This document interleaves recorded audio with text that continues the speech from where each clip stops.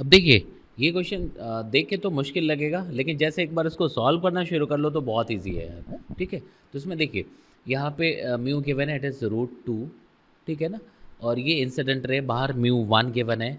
ठीक है, तो स्नेल्स लॉ अगर यूज़ कर ले तो आफ्टर रिफ्रैक्शन, ये देखो यहाँ से देखें तो ये नॉर्मल है, तो रेयर टू डेंसर जा रहे हैं तो टूवर्ड्स द नॉर्मल होना चाहिए। तो कितने एंगल पे आएगा, तो सपोज थीटा एंगल पे आ रहा है। ठीक है, तो थीटा एंगल पे आ रहा है तो सबसे पहले आप स्नेल्स लॉ यूज़ कर लें, तो क्या आएगा, साइन आई मतलब साइन 45 डिग्री लिख सकते हैं आप, साइन 45 डिग्री।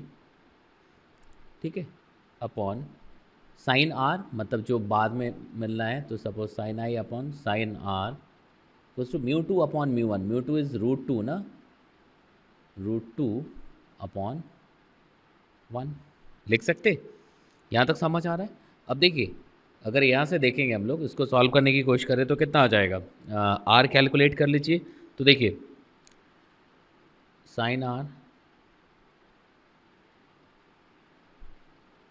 इक्वल्स टू कितना आएगा, 1/√2, बिकॉज साइन 45 को 1/√2 लिख सकते हैं, इंटू 1/√2। तो ये कितना आ जाएगा, 1/2।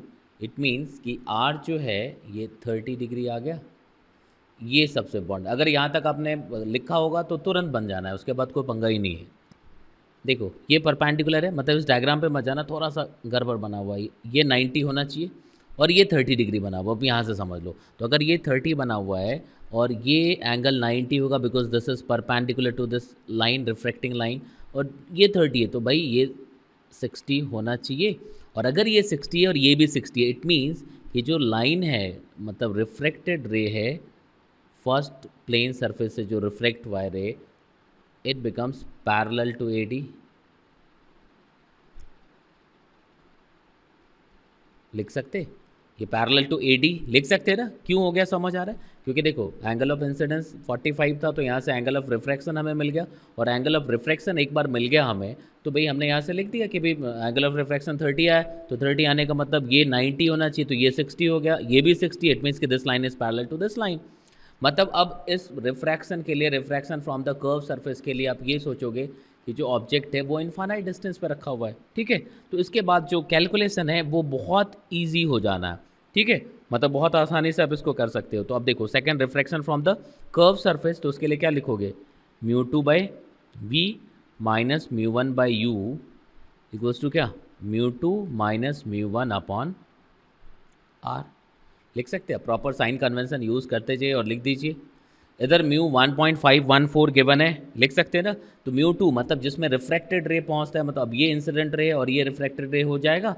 तो यहाँ से देखो म्यू की वैल्यू क्या लिख देंगे, μ2, इनफैक्ट ये μ2 हो गया, तो 1.514 डिवाइडेड बाय v जो तुम्हें फाइंड करना है। ठीक है ना, v मतलब जहाँ पे सपोज ई पे बना है ये इमेज, तो ओ ई फाइंड करना पड़ेगा, तो मैंने उसको v लिख दिया हुआ है, माइनस μ1 कितना है, √2 गिवन है, √2, और u पैरेलल टू AD हो गया। इट मीन्स कि प्रिंसिपल एक्सिस के पैरेलल हो गया, मतलब इन्फिनिटी से आ रहा है, लिख सकते। तो मतलब √2 upon infinity is equal to μ2 minus μ1, मतलब 1.514 माइनस √2 को लिख दीजिएगा 1.414, लिख सकते, अपॉन आर भी गिवन है। आर कितना है, 0.4 मीटर, रेडियस ऑफ कर्वेचर, ये पॉजिटिव में आ जाए क्योंकि रे इस तरफ लिख रहे हैं, तो ये 0.4 लिख सकते।